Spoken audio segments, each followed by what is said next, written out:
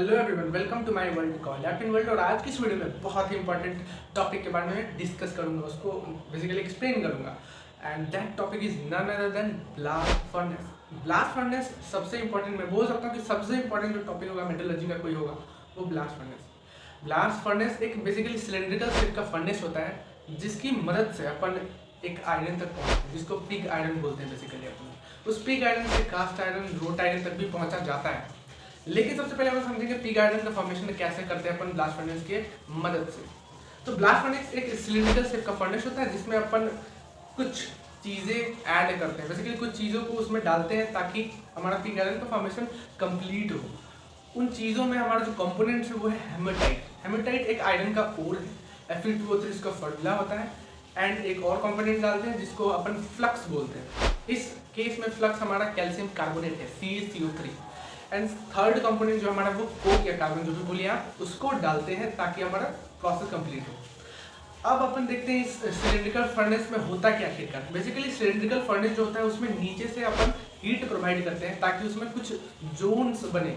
Zone of reduction बनता है, उसमें zone of heat absorption and combustion बनता है। लास्ट में जो सबसे ज़्यादा हीट वाला जोन होता है वो भी बनता है। लेकिन सबसे पहले अपन समझेंगे कि हमारा पहला जोन है जो कि लगभग 500 से 900 केल्विन तक उसमें टेम्परेचर होता है। उसमें क्या होता है, बेसिकली उस जोन को, जो पहला वाला है, उसको बोलते हैं जोन ऑफ रिडक्शन। अब बात ये आता है इसको जोन ऑफ रिडक्शन बोलते क्यों हैं। इसको जोन ऑफ रिडक्शन इसलिए बोलते हैं क्योंकि यहाँ पे कार्बन मोनोऑक्साइड की मदद से बेसिकली रिडक्शन करते हैं। अब मैं आपको पहले ही बता दूं कि ब्लास्ट फर्नेस में अपन कार्बन मोनोऑक्साइड और कार्बन की मदद से रिडक्शन करते हैं और पिग आयरन का फॉर्मेशन करते हैं। आपको आयरन का फॉर्मेशन दो जगह दिखता हुआ मिलेगा।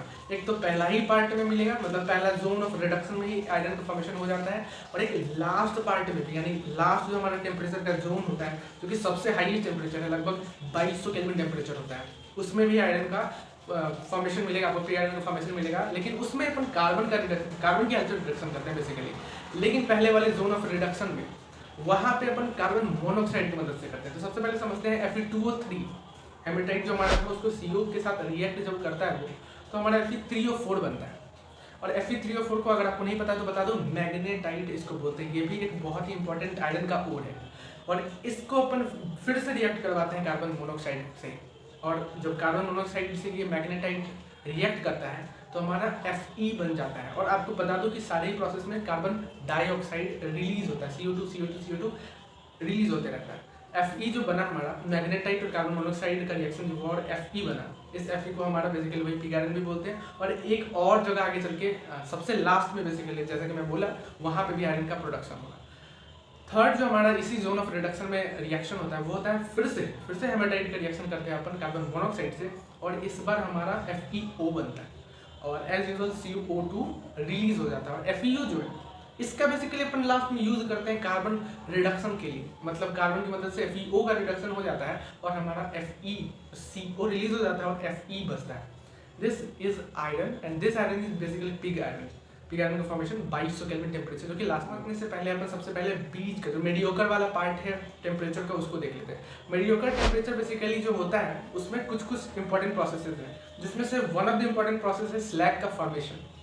ये जो स्लैग होता है, अगर आपको पता नहीं है कि फ्लक्स क्या होता है, गैंग्लियो क्या होता है और स्लैग क्या होता है, तो आप मेरे वीडियो पे देख सकते हैं। मैं इस पर वीडियो बना चुका हूँ। वैसे ब्रीफ में बता दूं कि फ्लक्स बेसिकली एक मेटल में बेसिकली कुछ इम्प्यूरिटीज़ प्रेजेंट होते हैं, उस इम्प्यूरिटीज़ को हटाने के लिए, क्योंकि इम्प्यूरिटी को हटाना ना बहुत ही ज़्यादा मुश्किल होता है, एकदम से इम्प्यूरिटी को हटाना मुश्किल होता है, इसलिए उस इम्प्यूरिटी को बेसिकली किसी और चीज़ में कन्वर्ट करना पड़ता है ताकि उसको आराम से ईजिली हटा सकते हैं। इसीलिए अपन क्या करते हैं, फ्लक्स का यूज़ करते हैं। और गैंग्लियो को बेसिकली इम्प्यूरिटी बोलते हैं, तो फ्लक्स गैंग्लियो के साथ कंबाइन करता है और हमारा स्लैग फॉर्मेशन हो जाता है। और इस स्लैग को बेसिकली हटाना बहुत ही आसान होता है रिलेटिवली उस गैंग्लियो से, बेसिकली इम्प्यूरिटी से, इसलिए अपन इस चीज़ का यूज़ करते हैं। तो यहाँ पे हमारा फ्लक्स कार्बन मतलब कैल्शियम कार्बोनेट था, उसका बेसिकली अब हीट होगा जब किसी जोन में, और वहाँ पे कैल्शियम कार्बोनेट डाल देंगे तो बेसिकली वो टूट जाएगा, डिकम्पोजिशन होगा उसका। तो जैसे ही कैल्शियम कार्बोनेट का डिकम्पोजिशन होता है वो CaO और CO2 में कन्वर्ट हो जाता है, टूट जाता है बेसिकली। और यहाँ पे जो CaO है, कैल्शियम ऑक्साइड जो हमारा है, इस कैल्शियम ऑक्साइड से हमारा इम्प्यूरिटी जो है वो कंबाइन करता है। और यहाँ पे इम्प्यूरिटी जो प्रेजेंट होता है सिलिका का फॉर्म में होता है, SiO2, इसको सिलिका बोलते हैं या सिलिकॉन डाइऑक्साइड आप इसको बोल सकते हैं। इस सिलिका के साथ SiO2 के साथ CaO कंबाइन करता है और बना देता है हमारा CaSiO3। इस CaSiO3 को अपन स्लैग बोलते हैं इस केस में। सो इस ब्लास्ट फर्नेस के केस में, पिग आयरन फॉर्मेशन के बेसिकली केस में स्लैग हमारा होता है CaSiO3। और ये बहुत ही इंपॉर्टेंट चीज़ है, ये क्वेश्चन के फॉर्म में काफ़ी बार पूछा जाता है, बहुत ही कम्पिटिटिव एग्जाम्स में भी और बोर्ड एग्जाम्स में भी पूछा जाता है। तो इसको आप याद रखें, CaSiO3 कैल्शियम का ये जो सिलिकेट फॉर्म बेसिकली बना है CaSiO3, ये हमारा स्लैग होता है। और बता दूं कि ये 1123 केल्विन टेम्परेचर पे बेसिकली फॉर्म होता है। ये जो टेम्परेचर है 1123 केल्विन, इसको भी आप याद रखें, आपके लिए हेल्पफुल होगा। फिर हमारा इसी मेडियोकर जोन में हमारा होता है zone of combustion and zone of heat absorption. Basically zone of combustion हमारा थोड़ा नीचे वाले टेम्परेचर वाले पार्ट में होता है, मतलब कि उसमें थोड़ा और ज़्यादा टेम्परेचर चाहिए। बेसिकली कंबशन में हमको टेम्परेचर ज़्यादा चाहिए होता है, हीट एब्जॉर्प्शन में भी ज़्यादा टेम्परेचर चाहिए होता है। उसको थोड़ा सा अपन नीचे देखेंगे इस ब्लास्ट फर्नेस में प्रोसेस में। तो जो हमारा हीट एब्जॉर्प्शन का प्रोसेस होता है, उसमें क्या होता है कि कार्बन रिएक्ट करता है कार्बन डाइऑक्साइड के साथ, कार्बन डाइऑक्साइड के साथ रिएक्ट करता है और हमारा कार्बन मोनोऑक्साइड बनाता है। और इस प्रोसेस को अपन बेसिकली देखते हैं हीट एब्जॉर्प्शन वाले जोन में, यानी जोन ऑफ हीट एब्जॉर्प्शन जो होता है उसमें इसको देखते हैं, जिसमें कार्बन मोनोऑक्साइड बनना है हमारा, कार्बन और कार्बन डाइऑक्साइड कंबाइन करके। और उसके थोड़ा सा नीचे हमारा जोन ऑफ कंबशन होता है। जोन ऑफ कंबशन में बेसिकली कार्बन और O2 का रिएक्शन देखते हैं और कार्बन डाइऑक्साइड बनते हुए देखते हैं। तो कार्बन डाइऑक्साइड हमारा बन जाता है जोन ऑफ कंबशन में। और सबसे लास्ट में जो हमारा जो टेम्परेचर का जोन होता है उसको बोलते हैं हमारा पिग आयरन का फॉर्मेशन वाला जोन। उसमें हमारा पिग आयरन फॉर्म होता है। बेसिकली जो FeO जोन ऑफ रिडक्शन से उठाए थे अपन FeO, उसका रिएक्शन अपन कार्बन के साथ करवाते हैं 2200 केल्विन टेम्परेचर, जो कि हाईएस्ट है इस ब्लास्ट फर्नेस में। 2200 केल्विन टेम्परेचर पे रिएक्ट करता है FeO के साथ कार्बन और बना देता है Fe+CO। CO हमारा रिलीज हो जाता है और Fe बचता है, उसको बोलते हैं पिग आयरन। पिग आयरन को अपन एक नीचे कंटेनर भी लगा होता है, उसके मदद से बाहर निकाल लेते हैं पिग आयरन को।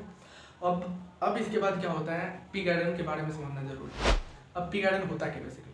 पिग आयरन बेसिकली ऐसा आयरन है जिसमें 95% प्योर फॉर्म में आयरन प्रेजेंट होता है। मतलब इसमें कुछ इम्प्योरिटीज अभी भी हैं, पिग आयरन में इम्प्योरिटीज हैं, और 4% बेसिकली इम्प्योरिटी कार्बन के फॉर्म में होता है, यानी कि 4% कार्बन कंटेनिंग ये है पिग आयरन। और बचा 1%, 95 और 4 बचा 1%। उस 1% में बेसिकली अभी भी कुछ सिलिका इम्प्योरिटी, कुछ फास्फोरस का इम्प्योरिटीज एंड एक्सेट्रा, इन सब इम्प्योरिटीज का प्रेजेंस उसमें होता है अभी भी।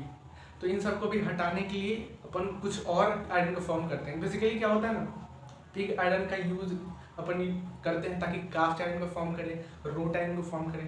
कास्ट आयरन बेसिकली हमारा ऐसा आयरन होता है उसमें 3% कार्बन होता है, 3% कार्बन कंटेंट। इन तीनों ही आयरन का बेसिकली अलग अलग यूज भी है। बेसिकली पिग आयरन का अपन स्टील फॉर्मेशन में भी यूज करते हैं, और जो कास्ट आयरन है और रोट आयरन है उसके कहीं बीच में हमारे स्टील का होता है कार्बन कंटेंट। तो अपन स्टील के बारे में भी नहीं समझते, कास्ट आयरन और रोट आयरन के बारे में समझते हैं। कास्ट आयरन बेसिकली ऐसा आयरन होता है जिसमें 3% कार्बन कंटेंट होता है और इम्प्योरिटीज भाई सिलिका, फास्फोरस एक्सेट्रा के फॉर्म में होता है। इससे प्योरेस्ट फॉर्म हमारा जो आयरन का होता है वो होता है रोट आयरन।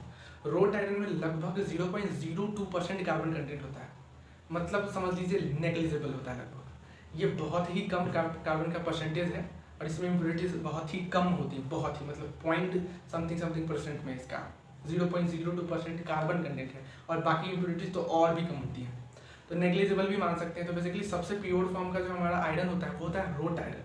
तो अपने इन प्रोसेसेस को फॉलो करके अपन रोट आयरन तक पहुंचते हैं। पिग आयरन अपना पहले ही बन चुका है, कास्ट आयरन उसके बाद बन जाता है।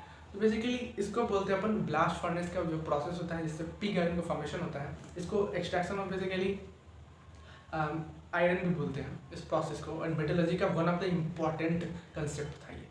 अगर ये वीडियो आपको अच्छा लगा हो, आपको कुछ समझ में आया हो, तो चैनल को ज़रूर से ज़रूर सब्सक्राइब करें और एपीएन वर्ल्ड में जुड़े, और इससे मेरे को भी मोटिवेशन मिलता है ताकि और भी अच्छे अच्छे कंटेंट्स, ताकि आपको कुछ समझ में आए। आप इस वीडियोज़ को बेसिकली आप समझ सकते हैं, आप सोते सोते देख सकते हैं बेसिकली इन वीडियोज़ को, ताकि आपका रिविज़न होते रहे। आपको जब भी रिविज़न का ज़रूरत पड़े इसको आप देख सकते हैं।